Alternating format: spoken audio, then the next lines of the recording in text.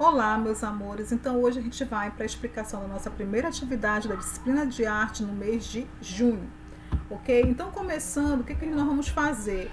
Nós vamos pegar, tá? E vamos identificar o nosso nome aqui no nosso trabalho, tá? E depois a gente vai colocar a data que a gente fez a atividade, ok? A nossa atividade de hoje ela é sobre a linguagem visual, tá? Nós sabemos que nós temos 4 tipos de linguagem: a musical, a teatral, a dança e a linguagem visual. Na visual a gente vai ter o desenho, a fotografia, a pintura, as cerâmicas, as esculturas, tá bom? Então, a linguagem visual ela é formada por alguns elementos, tá?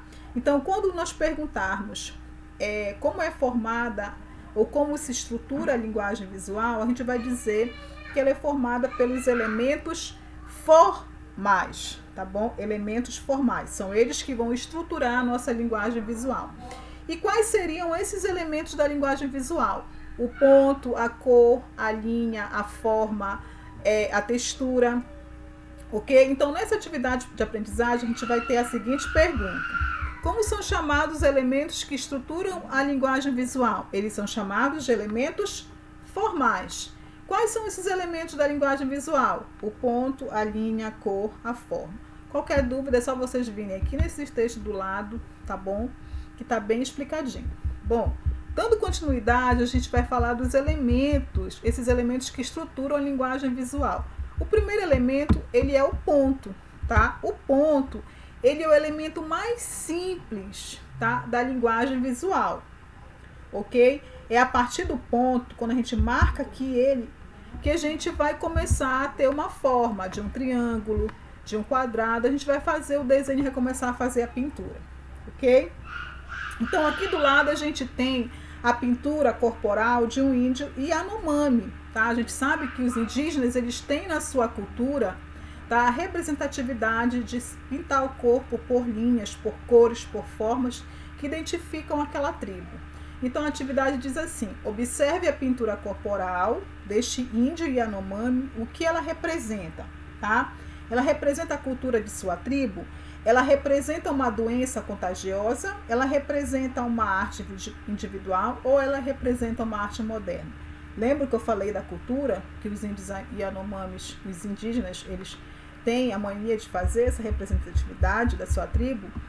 O ponto também, esse primeiro elemento da linguagem visual, mais simples, ele tem uma técnica chamada de pontilhismo, tá? Essa técnica ela foi criada por um pintor francês chamado Georges Seurat, tá?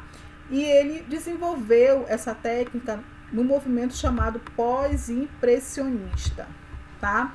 O pontilhismo, ele tem como uma das principais características do pontilhismo é criar uma ilusão de ótica, tá? Observem aqui essa pintura, um almoço na ilha do Grande Jaté, tá? Na qual a gente vai observar que são vários pontinhos aqui que dão a ilusão dessa forma, tá? Desse desenho. Então, o pontilhismo é quando você faz um desenho utilizando pontinhos bem próximos um do outro, tá bom? A atividade número 2 diz assim: aqui, sobre as informações ao lado, é verdade afirmar. Então, você vai colocar sobre o item 1, 2 e 3 se são verdadeiro ou falso. O pontilhismo são pontos pintados um ao lado do outro e podem criar uma ilusão de ótica. Se for verdadeiro, você coloca verdadeiro. Se for falso, você coloca falso.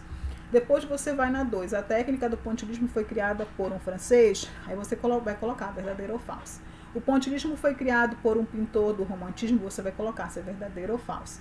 E no final você vai dizer quantas são verdadeiras as alternativas. A, se você marcou apenas uma, e você vai ver lá se foi apenas uma que é verdadeira. A B, apenas a 1 e a 2, aí você vai ver se é a B. Ou a C, se você marcou a 1, a 2 e a 3. Ok, meus amores? Então essa é a nossa primeira atividade. Muito obrigado. Qualquer dúvida é só procurar a professora no WhatsApp, no PV, tá bom? E até a nossa próxima atividade.